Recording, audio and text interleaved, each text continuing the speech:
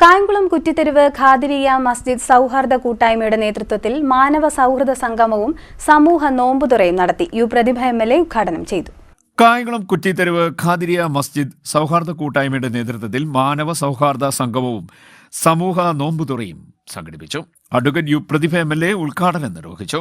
മറ്റുള്ളവർക്ക് വേണ്ടി മറ്റുള്ളവരുടെ വിശപ്പിന്റെ വില അറിഞ്ഞുകൊണ്ട് അവർക്കും തങ്ങളുടെ വരുമാനത്തിന്റെ ശതമാനം കൊടുത്തുകൊണ്ടും ഒരു വീട് പോലും പട്ടിണി ഇരിക്കരുത്, വിശന്നിരിക്കരുത് എന്നൊക്കെയുള്ള ആഗ്രഹത്തോടു കൂടിയും മനുഷ്യസ്നേഹം ഉയർത്തിപ്പിടിച്ചുകൊണ്ട് നടത്തുന്ന ഇത്തരത്തിലുള്ള പരിപാടികൾ ഈ കാലഘട്ടത്തിന് കൂടുതൽ ആവശ്യമായി വന്നിരിക്കുന്നുവെന്ന് ഈ സന്ദർഭത്തിൽ സൂചിപ്പിക്കുകയാണ്.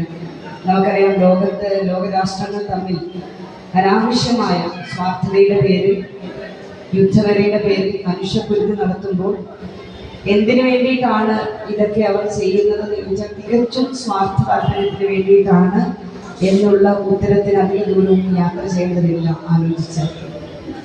റഫീഖ് അധ്യക്ഷനായി.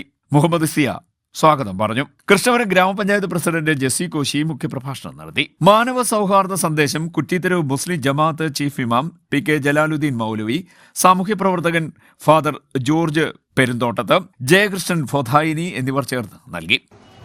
മതങ്ങളുടെ സന്ദേശം സൗഹൃദമാണ്. ഹൈന്ദവ സംസ്കൃതിയായാലും ക്രൈസ്തവ മതമായാലും ഇസ്ലാമായാലും ബുദ്ധ, ജൈന, സിഖ് ഏത്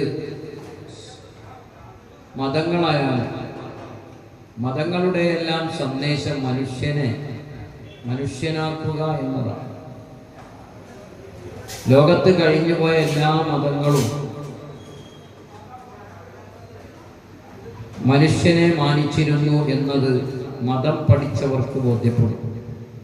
ഇതിലൂടെ സന്ദേശം എന്ന് പറയുന്നത് നമ്മൾ മനുഷ്യനാണ്, നമ്മൾക്ക് ആവശ്യം മാനുഷിക പരിഗണനയാണ്.